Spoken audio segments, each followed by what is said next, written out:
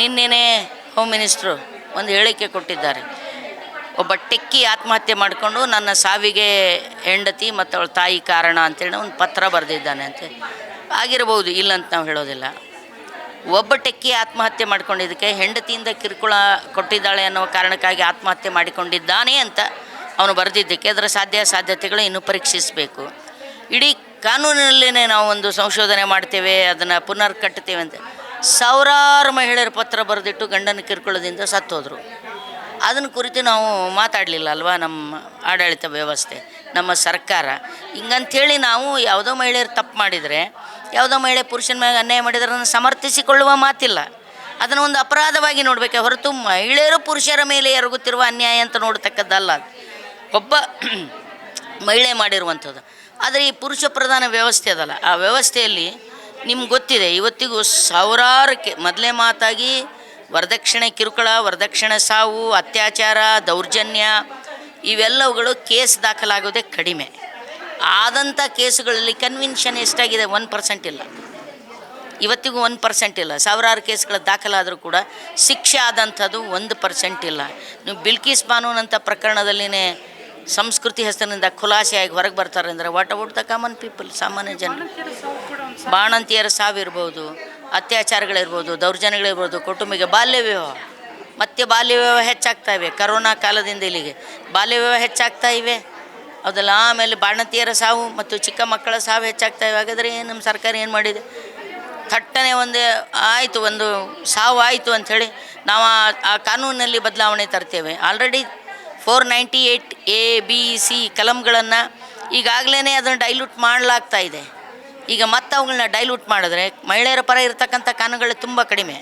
ನೋಡಿ, ನೆಗಡಿ ಬಂದೆ, ಅದು ದುರ್ಬಳಕೆ ಆಗ್ತಾಯಿದೆ. ಎಲ್ಲ ಕಾನೂನುಗಳು ದುರ್ಬಳಕೆ ಆಗ್ತಾಯಿವೆ, ಎಲ್ಲ ಕಾನೂನುಗಳು ದುರ್ಬಳಕೆ ಆಗ್ತವೆ. ದುರ್ಬಳಕೆ ನಿಲ್ಲಿಸೋರು ಅಥವಾ ಕಾನೂನನ್ನೇ ಬದಲು ಮಾಡೋರ ನೀವು, ಅಥವಾ ಕಾನೂನನ್ನೇ ನಿರ್ವೀಣ್ಯಗೊಳಿಸೋರ ನೀವು? ನೆಗಡಿ ಬಂದಿದೆ ಅಂದರೆ ಅದಕ್ಕೆ ಟ್ರೀಟ್ಮೆಂಟ್ ತೊಗೋಬೇಕು, ಮೂಗು ಕೊಯ್ಕೊಳ್ಳೋದಲ್ಲ ಅದು ಅಲ್ವಾ? ಅದು ದುರ್ಬಳಕೆ ಆಗ್ತದೆ ಅಂದರೆ ಅದನ್ನು ಯಾಕೆ ದುರ್ಬಳಕೆ ಆಗ್ತದೆ? ಅದರಲ್ಲಿಯೂ ಕೂಡ ಆ ದುರ್ಬಳಕೆ ಆಗಲಿಕ್ಕೆ ಒಂದು ಪುರುಷ ಪ್ರಧಾನ ವ್ಯವಸ್ಥೆನೇ ಹಿಂದೆ ಕೈವಾಡಿರ್ತದೆ, ಕೆಲಸ ಮಾಡಿರ್ತದೆ ಅಲ್ಲಿ ಕೂಡ. ಸೊ ಅದನ್ನು ನೀವು ಹಿಡಿಯೋದು ಬದಲು ನಾವು ಕಾನೂನಿನಲ್ಲಿ ಬದಲಾವಣೆ ಅಂದರೆ ಅವರಿಗೆ ಯಾರು ಒಳ್ಳೆಯವರಿದ್ದಾರೆ ಆ ಪ್ರಶ್ನೆ ಇಲ್ಲ.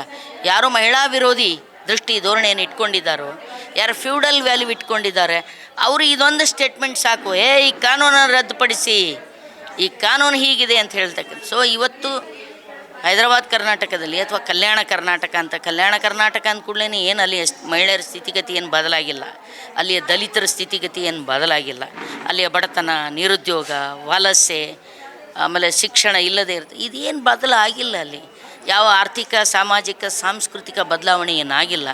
ಹೆಸರುಗಳ ಬದಲು ಮಾಡಿದ್ರೆ ಅಷ್ಟೇ. ಇತ್ತೀಚೆಗೆ ಹೆಸರುಗಳ ಜೊತೆ ಚೆಲ್ಲಾಟ, ಘೋಷಣೆಗಳ ಜೊತೆ ಚೆಲ್ಲಾಟ. ಘೋಷಣೆಗಳು ಬಿಟ್ಟರೆ, ಆಕರ್ಷಕವಾದ ಹೇಳಿಕೆಗಳು ಬಿಟ್ಟರೆ ನಮ್ಮ ನಾಡಿಗೆ ಸಿಗಬೇಕಾದ ಅನುದಾನ ಸಿಕ್ಕಿಲ್ಲ. ಸಿಕ್ಕ ಅನುದಾನ ಕೂಡ ಸಮರ್ಥವಾಗಿ ಬಳಕೆಯಾಗಿಲ್ಲ. ಇವೆಲ್ಲವುಗಳ ಚರ್ಚೆ ಮಾಡದೆ ಅಲ್ಲಿ ಸಂಸ್ಕೃತಿ ಉತ್ಸವ ನಡೆಸ್ತೇನೆ, ಅಲ್ಲಿ ಧರ್ಮವನ್ನು ನಾವು ರಕ್ಷಿಸ್ತೇವೆ ಅನ್ನುವ ಮೂಲಕ ನಮ್ಮ ನಾಡಿನ ಸೌಹಾರ್ದತೆಯನ್ನು, ಈಗ ನೋಡಿ ನೀವು, ಸೌಹಾರ್ದತೆ ಒಂದು ವೇಳೆ ಹಾಳಾಗಿ ಹೋಯಿತು, ಧಾರ್ಮಿಕ ದಂಗೆಗಳು ಶುರು ಆದ ಅಂದರೆ ಅಲ್ಲಿ ಮೊದಲು ಬಲಿಯಾಗ್ತಕ್ಕಂಥವ್ರು ಮಹಿಳೆಯರು ಮತ್ತು ಮಕ್ಕಳು. ಆ ಮಹಿಳೆ ಮತ್ತು ಮಕ್ಕಳು ಸೇಫಾಗಿರ್ಬೇಕಂದ್ರೆ ನಮ್ಮ ಹತ್ರ ಅಂತೂ ಬಡತನ ಇದೆ, ಬಡತನ ಕಿತ್ತು ತಿಂತಾ ಇದೆ. ಕೂಲಿ ಕಾರ್ಮಿಕ ಮಹಿಳೆಯರ ಸಂಖ್ಯೆ ಹೆಚ್ಚಿದೆ, ಹೌದಲ್ಲ? 60ಕ್ಕೂ ಹೆಚ್ಚು % ಮಹಿಳೆಯರೇ ಮನೆ ನಡೆಸ್ತಾ ಇದ್ದಾರೆ. ನೀವು ಕೋಮು ಗಲಭೆಗಳನ್ನ ಹುಟ್ಟಿಸಿದರೆ ಅಲ್ಲಿ ಮೊದಲು ಬಲಿಯಾಗುವವರು ಮಹಿಳೆಯರು. ಅದನ್ನು ನಿಲ್ಲಿಸಬೇಕು ಅನ್ನೋ ಕಾರಣಕ್ಕಾಗಿಯೇ ನಾವು 17, 18, 19ರಂದು 3 ದಿವಸ ಒಂದು ಮೇಘಾ ಇವೆಂಟ್ ಹಾಕ್ಕೊಂಡಿದ್ದೇವೆ.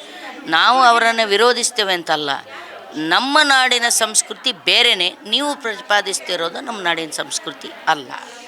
ನಮ್ಮ ನಿಜವಾದ ಸಂಸ್ಕೃತಿ ಏನು ಅನ್ನೋದನ್ನು ನಮ್ಮ ಹುಡುಗರಿಗೆ ಅವರು ದಿಕ್ತಪ್ಪಿಸಿದ್ದಾರೆ. ನಮ್ಮ ಯುವಕರಿಗೆ ಅವರು ಧರ್ಮದ ಅಮಲ ಏರಿಸಿಬಿಟ್ಟಿದ್ದಾರೆ. ಆ ಅಮಲನ್ನು ಇಳಿಸುವ ಕೆಲಸ ಮಾಡ್ತಾಯಿದ್ದೀವಿ ನಾವು. ನಮ್ಮ ಕಾರ್ಯಕ್ರಮಗಳನ್ನು ನೀವು ನೋಡ್ತಾ ಇದ್ರೆ ನಮ್ಮ ಚಾನೆಲ್ ಅನ್ನ ಸಬ್ಸ್ಕ್ರೈಬ್ ಮಾಡಿ, ಪಕ್ಕದ ಬೆಲ್ ಐಕಾನ್ ಒತ್ತಿ ನಮ್ಮನ್ನ ಬೆಂಬಲಿಸಿ.